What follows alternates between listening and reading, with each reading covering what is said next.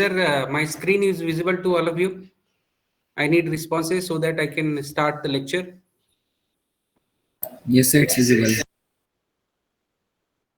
Okay. So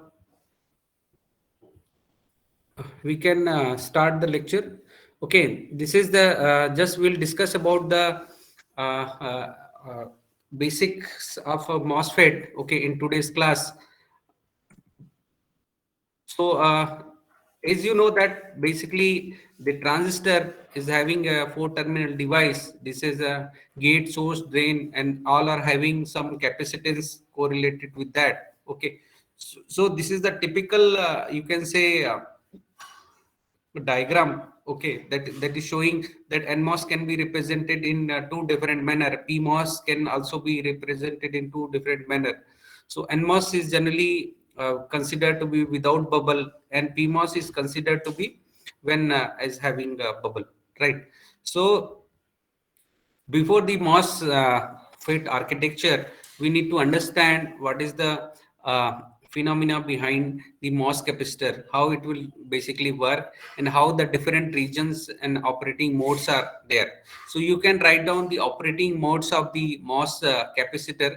You can see if there are three operating modes: accumulation region, depletion region, and inversion region. These are the three different operating region, and very important region of operation, because as you know that you can relate with that. If it is in depletion region, the transistor is in cutoff, and if it is an inversion region, then it is in on mode. Okay, it is off.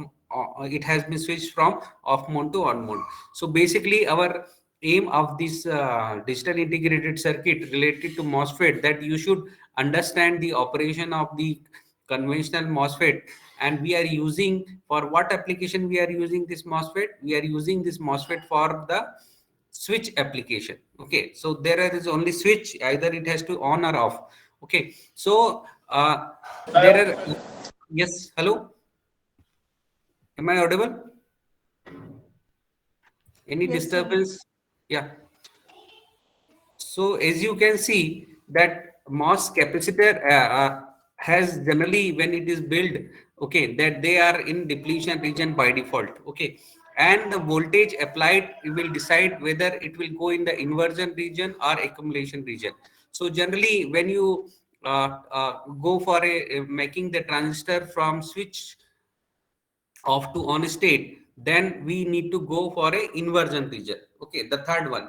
Okay, so the C1. Okay, where we need to apply the voltage in positive sense. Okay, when it is considered as a MOS of N type. Okay, where it is a MOS capacitor basically. So you can see the positive terminals at the gate, then automatically negative terminals will be appeared, because it is acting like a capacitor. You might be aware of how the capacitor works. Basically, if two parallel plates separated by a dielectric. Okay, so here it is, where is the dielectric here? So dielectric is made up of silicon dioxide. Okay, and what is the metal here? The metal is polysilicon gate. You can see the diagram. The polysilicon gate is act as a metal, silicon dioxide insulator is an insulator, and again one semiconductor, that is a p-type body. Okay, p-type body is a p-type semiconductor that is generally used. Okay, and this three layer will make a MOS. M is for metal, O is for oxide, S for semiconductor. So M is nothing but polysilicon gate, O is silicon dioxide, S is your semiconductor body. Okay, so this will act as a MOS capacitor if we don't have source and drain. Okay, here you can see there is no terminal as a source and drain. So how to make it is in a different region of operation is only based on the applied voltage. Okay, that you need to understand. If Vg is less than 0 volt, that means our upper terminal will be a negative terminal, then the below terminal will be opposite terminal because of the capacitor action. Okay, second is diagram shows the depletion region. So when the voltage range in between the 0 to some range, threshold voltage range, where the device is in the cutoff region. As you can see that from the experiment you have done in IV analysis, So up to 0 to 0.8 volt for 1 micron technology, there is no current in linear region. Okay. When you draw a graph, okay, so that is the reason why there is no current, because there is a depletion region and occurred below the channel, in the channel basically. So this we are talking in the channel region. So if channel region is not completely built, that means it is in the depletion region. And when the voltage is above threshold region voltage, then it will basically make a inversion region. What is the definition of the inversion region? Inversion region is that means it has inverted the region. What was the initial region? The p type body was the initial region. Now if we make the p type body, I request all the student to please switch off your mic, okay, during the discussion. We'll ask the questions at that time. You can make the device switch on, okay. So as you can see that when gate voltage is comparatively high, what it does that it will invert the region. Invert the region means p type body has become n type body, where it the channel surface, where the below the gate region, you can see the third diagram here, the negative sign is there, okay, because more number of opposite type of carriers has been attracted because of the MOS capacitor action, okay, that makes the channel. Inversion region is called the channel formation, where the channel has been formed. How much it has to be inverted? Then if we consider p-type body as lightly doped and order of concentration, let's say 10 to the power 17 per centimeter cube, then the number of carriers in the inversion region, okay, when the gate voltage is sufficiently high, should be equally number of carriers. Means we are inverting the carriers, that region has to be 10 to the power 17 per centimeter cube electrons, then it is called a complete inversion region. Otherwise it may not be considered as complete inversion region, right? The same number of carriers should be present. Then you can say it is, you can say plus has become minus, simple, okay. The holes are the carriers there, now the holes are replaced by the electrons. And how it has been replaced? Because of the applied voltage, that's it, okay. So these are the four terminals there. You can see in the terminal voltage there, VGS is there, VGD is there, and VDS. So there are three voltages associated with the MOS terminal, okay. VGS, it is a difference between VG minus VS. VGD, it is just a voltage difference. VGD is gate voltage minus drain voltage, and VDS is the difference between the drain and source. So we generally use VGS and VDS. We will not consider generally avoid VGD, okay, because is such no role in there. But for understanding, for better understanding, you should know what is the VGD voltage across the terminal also, okay. So NMOS is body is generally grounded, okay. Body terminal is, why body terminal is grounded? So body terminal is generally kept in ground because there, if not is grounded, there may be possibility of flow of carriers, okay, the carriers. If you see the diagram of MOSFET, where it may possible to have a carrier flow from the drain to substrate. So that is for avoiding that situation, we generally kept ground NMOS case में that we have to kept it 0 volt, and PMOS case में that we have to kept it highest voltage VDD. Okay, so this is the things we need to kept in mind. Then three regions of operation. So as you know that MOSFET has three regions of operation: cutoff region, linear region, and saturation region. You might be aware these things. So what happens in cutoff region? So in cutoff region there is no channel, okay, and we assume that approximately ID is equal to 0. In practical situation it may not be 0, but in theoretical calculation for all the digital circuit application we consider, because the voltage was less than threshold voltage, so there is no channel. If there is no channel, means no current, okay. So because you can see that N plus is a negative and N plus is a negative for source and drain, and in between there is a plus. So how they can communicate? They cannot communicate because there are two PN junction is there, N plus P junction here and P N plus junction at the drain side. So because of these two junctions, you can that reverse bias junction cannot have a current. You might be aware, right? So it is just a concept of a diode, where two diodes are there here, Okay, so because of that reverse bias two junction at the source and the channel and the drain, there is no current in the cutoff region.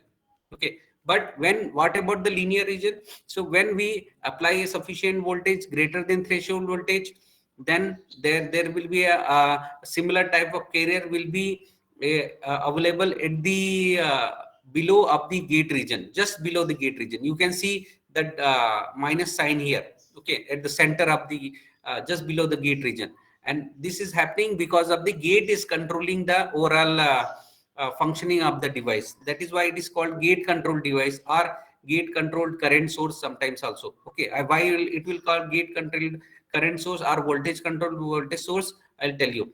Okay, so first of all, see this linear region of operation. So what kind of voltage we need to apply? So we need to have two different voltage. One is with respect to gate and one with respect to a drain. You can see. So is of now that a drain and source are at the same terminal. Okay, and you can see that the function will happen when we apply a voltage, both the voltage. Okay, so then there is a second picture come into the mind, that the second picture will just have increase in current. Okay, because when you have formed a bridge, okay, earlier you can see, just correlate with that. If there is a two rivers and they are not connected together, or you can say two roads separated by a river, so the two roads can be combined by making a bridge over the river. Simple. So the gate function is to make a bridge between the river. Simple. So that is why the communication can be, the cars can be passed over the bridge. It's a simple logic. Okay, so similarly, when we apply a voltage, it will make a bridge between the n plus and n plus region, because they are the similar type. If they are opposite type, there is no communication happen. Okay, if they are similar type, then the communication will be easy. Okay, so when we apply a gate voltage greater than threshold voltage, that makes the communication easy, and that makes the channel and the current can flow.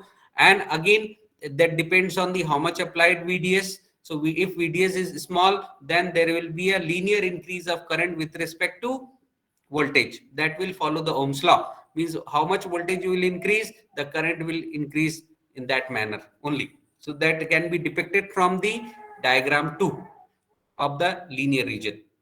So when you talk about the saturation region, in saturation region, there will be some different phenomena happenings that other than the linear region, because you can see at the saturation region what happens at the VGD side. So when VGD is assume that VG is 5 volt and VDS is also 5 volt. So what will happen? What will be the value of VGD? What will the value of VGD? If I consider VG is 5 volt and VDS is also 5 volt. Can anybody answer? 0 volt, right? So 0 volt, that means VGD has become less than VTH, right? If the VGD has been less than VTH, then how inversion will occur? Okay, no inversion will occur at the drain side, but inversion will occur at the source side, because the VGS value is 5 volt and it is greater than threshold voltage. So you have to keep in mind the threshold voltage. Okay, so because of that, what will happen at the drain side, there is no more inversion exist. Okay, but that is why the diagram of you can say channel, it is tampered. You can say the tampered because there is a changing up over the depletion region between the n plus p junction and p n plus junction. The channel is tampered. Now channel has been moved from the rectangular shape to the triangular shape in saturation region. Okay, and still there is will be current flow, because we have a sufficiently high voltage VDS that will pull the number of electrons coming into that particular triangle region. So that will pull away that electrons towards the source drain side. Okay, how the electron will flow in a MOSFET? It will flow from the source to drain. And what is the conventional direction of the current? We assume that is opposite to flow of electrons, that is drain to source side. So keep these things in mind.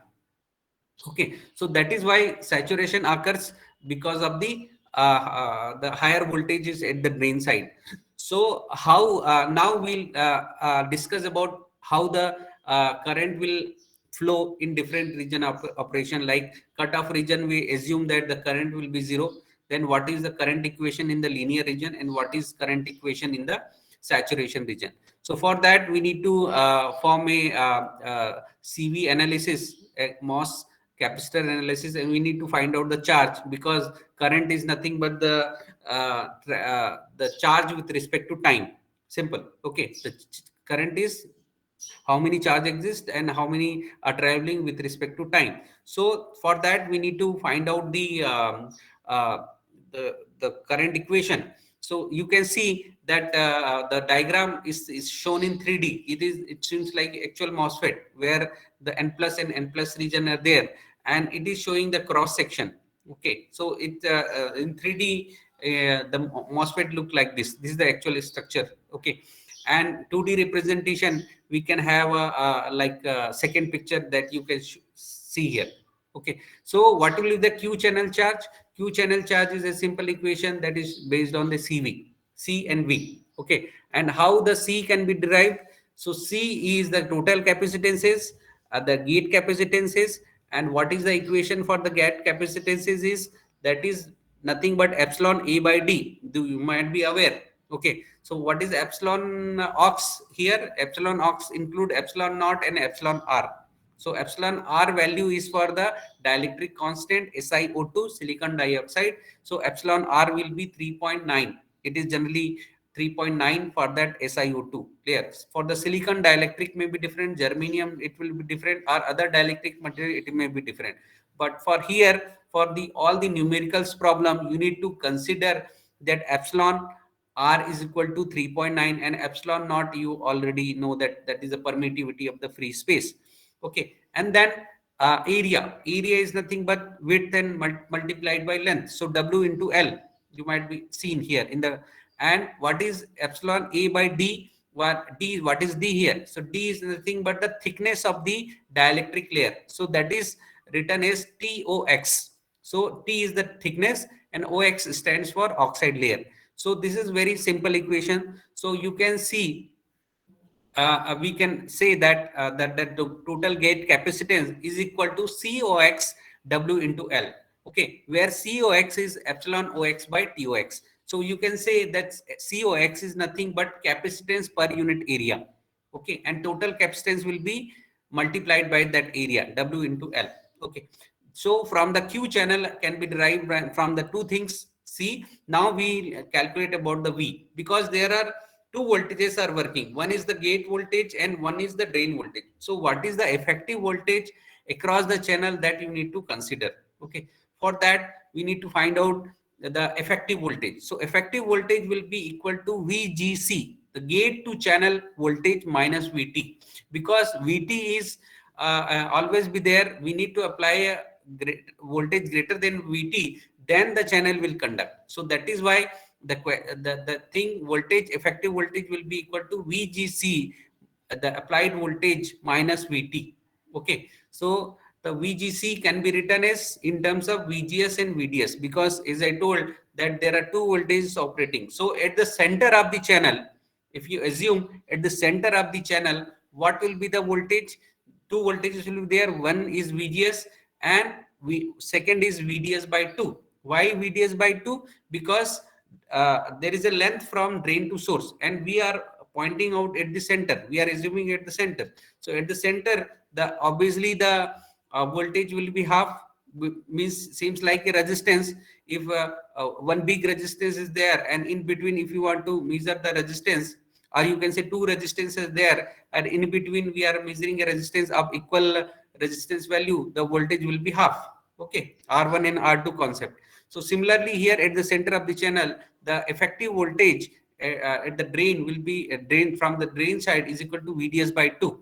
Okay, so we use this equation for making a current equation. So now you can see there is a V, velocity. Velocity is considered in terms of mobility and electric field. Okay, mu into E, because this will be used, because as you know that current is I by T. So I by T, T again time we need to calculate. So Time can be denoted in terms of time for carrier to cross the channel. That will be equal to length by velocity. Okay, so velocity is again given as mu into E. Mu is called the mobility and E is the electric field. So which electric field? Electric field from the drain side, because that is the mainly responsible for flowing of current once the channel is formed. So as you can see, if you put all the equation into one thing, then we'll get the NMOS linear IV characteristics. Okay, so IDS is nothing but Q channel by time, and then we put all the values of Q, that is CV, that is equal to COX, and all those values will put together. And time, you know that L by V, again we'll put all these values, so mu will come. So finally we'll derive this equation. This is the standard equation of a MOSFET characteristics: VGS minus VT minus VDS by 2 multiplied by VDS. Okay, and beta, that there's a constant terminology here. So mu and COX W by L is considered as a constant parameter, because once you design the MOSFET, W and L by will be fixed, and mu is a constant parameter. Mobility with respect to holes or with respect to electron, that will decided by whether it is an n-type semiconductor or p-type semiconductor. And COX is will be fixed, because once the MOSFET is manufactured, its TOX value will be fixed, and if TOX value is fixed, then COX value will be fixed. So here we can see this is the final expression. Okay, so what will be the current equation in saturation region? What is the change will happen in the particular equation? So when you talk about the saturation region, we talk about the VD saturation, right? So what is the value of VD saturation? So VD saturation point occurs at when the channel will pinch off. That is called the channel pinch off will occur when the voltage VD sat is greater than or equal to VGS minus VT. Okay, when we have this pinch off will occur only when VD saturation will be equal to VGS minus VT. So we'll put all these values in the previous equation: beta times VGS minus VT and VDS by 2, VD sat by 2. Now VD is replaced by VD sat in saturation condition. Again VD sat can be replaced by VGS minus VT. So now our expression has been very simplified to beta by 2 VGS minus VT square. So this is a normal NMOS saturation IV characteristics. We can correlate with this equation with the simple parabola equation, where y equal to mx square. So where beta by 2 is considered as a m, x square is VGS minus VT, because it is a function of that, some constant and some function. So that is why your diagram represents your family of IV characteristics represent like a parabola. Okay, so now you can see the if we combine all the equations in the three different regions. So cutoff region, what do you mean by cutoff region? When VGS is less than VT and the current value is 0. Okay, second, what is linear region? When VDS value is less than VD saturation region, then this is the current equation: beta times VGS minus VT minus VDS by 2 multiplied by VDS. Okay, this is the current equation, linear region. And in saturation region, when VDS is greater than VD saturation point, and VD saturation point can be represented at VGS minus VT. Now you can see it is very, very simplified to beta by 2 VGS minus VT whole square.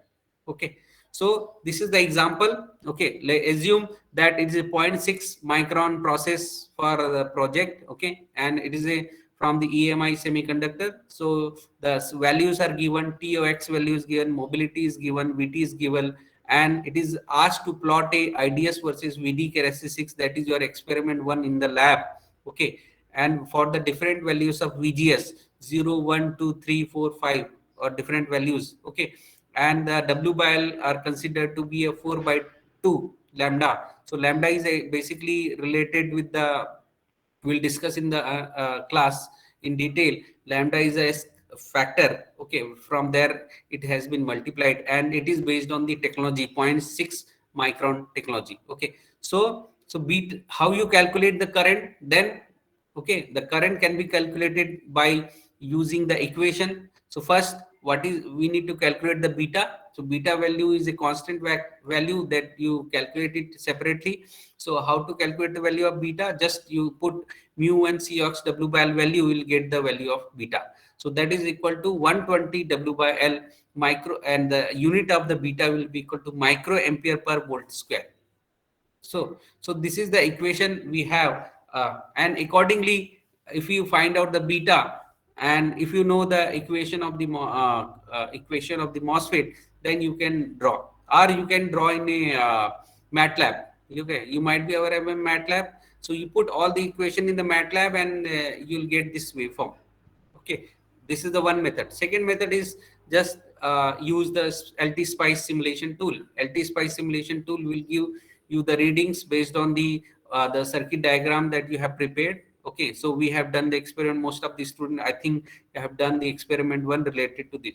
So you should also able to calculate as well as simulate this kind of things. Okay, so that you'll understand the concept of CMOS design. Okay. So till that point, any query from the students? Any query?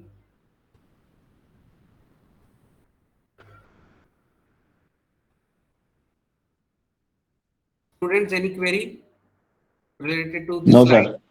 No? So that is the simple exercise. I think most of the students have done the experiment one. Yes, sir. Yeah. So now we correlate with the earlier class we have done. On the last class, what we have discussed? Any idea? What we have discussed in the last class?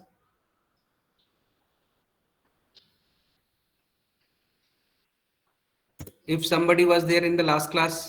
So CMOS scaling. Yeah, correct. So CMOS scaling. So now we relate this equation to our CMOS scaling. Well, coming to the point, right? Is this blank window visible to all of you? Yes, sir. Okay. Yes, sir. So we discuss now coming to the yesterday's class. Okay. So why I discussed this equation? Because this was very essential to be correlated with the scaling. So I am just saying that this is my equation of MOSFET saturation. Okay. So most of the time when you are using this device for a switching application, they are in saturation region. So you have to just remember this very small equation, is beta by 2 VGS minus VT square. So if I approximate, okay, for the scaling is equal to, so I'll say that is equal to nothing but that is equal to nothing but sorry, it is missed out. ID equal to beta by 2 multiplied by VDD square. Okay, approximately equal to, because if I consider VDD is 5 volt and VTH is very small, 0.5 volt, so that is only 10% of that. So I'll make this equation. So as I told in the last class that we are using constant field scaling. Okay, so in the constant field scaling, we assume that W, TOX and L will be scaled by a factor of 1 by kappa, right? Scale by one factor. So, and we also assume that that VDD, not assuming, this is the, you can say, method. So VDD will be also scaled by the factor is going down. So it will be scaled by factor 1 by kappa. So is, you can see, now you can correlate with this equation with the earlier one. So we have to put all those values. Okay, I'm just removing something. Okay, so we'll going one by step to, we have seen that the ID is also scaled by, we have seen that the ID is also scaled by factor 1 by k. So how it will come by reduced by 1 by k? Okay, so that you don't have to mug up. Okay, so you can correlate with this equation. So what is beta? First of all, beta is nothing but mu n Cox W by L. This is the thing, right? So W is scaled by 1 by k, L is scaled by 1 by k. Okay, so that will cross out. Mu n is a constant parameter, so it will not come into the scaling. which will come into the scaling? COX. What is the equation of COX we discuss? What is the equation of COX we discuss? Epsilon OX by TOX. Okay, where epsilon x is the constant. So now we'll remove it. TOX, whether TOX will scale or not when you go for scaling. Students, Yes, sir. It will scale. yeah, it will scale, right? So how much time it will scale? 1 by kappa. One by kappa times. So 1 by kappa times. So you can say the beta will be scaled by how much times? Kappa times. Kappa times, correct. So then how much time ID will scale? How much time ID will scale? 1 by kappa times. Yes, correct. This is kappa times, and VDD square is 1 by kappa times. So this is equal to 1 by kappa times. Is it clear? Yes, sir. Yes. So that thing we have seen yesterday. Okay, so there is a logic behind that. That is, I want to say that for each and every, we cannot take it arbitrarily. We have to think in terms of equation, and then we need to come where. Okay, don't need to mug up, because there are two ways of scaling. So I have just told one way of scaling, that is called constant field scaling. So in constant field scaling, this procedure will applicable. Okay, then now I am coming to the second method of scaling. Okay, now I am coming to the second method of scaling. The second method of scaling is called constant voltage scaling. Okay, constant voltage scaling. This is the second method of scaling. Okay, so in second method of scaling, so basically in the scaling, all the dimension will scale. So you have W and L will scale by 1 by kappa times, that is for sure. But it is saying constant voltage scaling, that means your VDD will not scale. VDD will be remain 1. Okay, now my question is that how much times the current will scale? Just tell me for constant voltage scaling, because we have changed the method. Earlier the method was constant field, where the VDD is also going to scale by 1 by kappa, but here the VDD scaling is not there. So our ID, that is approximately equal to beta times VDD square. That means beta, this VD will not scale, correct? Yes, sir. So that is equal to our beta times. So beta will be scaled by how much? Kappa times. Just, Kappa times. just we have discussed. Just we have discussed this kappa time. So in this case of constant voltage scaling, current will increase or decrease? Increase. Increase. The K is less than 1. Sorry, sir. Decrease. The K is less than 1. So you can say that in a constant voltage scaling method, the current will decrease. But in case of a constant field scaling method, the current will increase, because it is reduced by 1 by K, 1 by K times. Okay. So always remember K is less than 1. Okay. And it is generally, as I told, it is generally how much value? K is 1 by K Point. is 0.7. Point. 1 by K is 0.7. Okay, sorry. So this way you can do the exercise. Now I'll coming to the let's say you want to calculate the intrinsic delay. Okay, delay for the constant voltage scaling, because we have discussed for constant field scaling what is the equation for delay, if you remember. What is the delay equation? Simple. What is the delay in RC circuit? RC. Yes, correct. R into C. And how R can be formed? V by I. V by I. Okay. Now this C is not exactly same. This C is what we have discussed today. So this C is called the gate capacitance, that is equal to COX multiplied by area. Okay. And that what is COX? Epsilon OX by TOX multiplied by area. Area means W into L.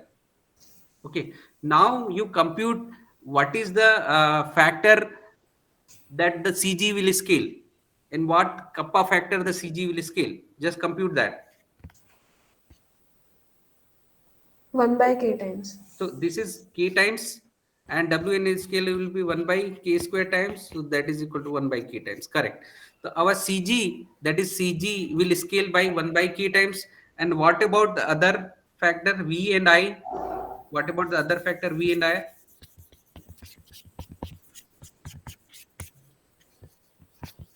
Because it is constant voltage scaling. Just we have done it. V will not change.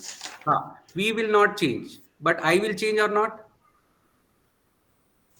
Yes, sir, I will change. So the Cg will be 1 by kappa times, and then I will be equal to Kappa time. Kappa kappa times. times. So the delay will be reduced by 1 by kappa square times. kappa square. Correct. So the ultimately our delay will be 1 by kappa square in constant. Remember, this is we are talking about constant voltage scaling. The second method, CB method. Then C method is different. Okay, where all the values will be different. Okay. Now come to the last point: power dissipation. Right. So power dissipation V is nothing but power VI. dissipation V into I. So how much it will change? Kappa. Because V Kappa will not times. change, I will change only. I is kappa times. So this is kappa times has been changed. Now power delay product. So delay just we have done. 1 by kappa times. So that is 1 by kappa times. Correct. So this way you can compute any figure of merit based on the small equations. So you don't have to remember anything. Okay, you have to remember only one thing, that scaling is which method of scaling, and when the scaling happens, the dimension will scale. So especially your W, your L, and TOX. These are the three parameter will going to scale. Okay, and the fourth terminal is voltage. So you have to remember this 4 point. Then you can calculate any one of the methods. Okay, I'll just repeat it, the 4 points that you need to remember. So whether it is a constant voltage method or constant field or constant voltage method, the only thing is that W, L, and TOX all are going to scale. Okay, and voltage will depend on this three things, two parameters. For the constant voltage field scaling, it will be scaled by this, but it will remain constant here. VDD will remain constant. So these three parameter will decide the all other factors: current, delay, power dissipation, and everything. Is it clear? Yes, sir. Okay. So I'll stop here and we'll see you in the next class. If you have any doubt, you can ask me.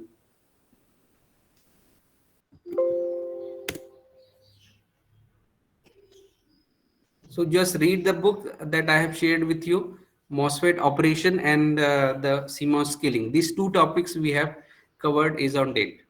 Okay, just read it. If you have any difficulty, then we can discuss in the next class. Okay? Okay, sir. Okay. Thank you, sir. Thank you. Thank you very much, sir. Okay.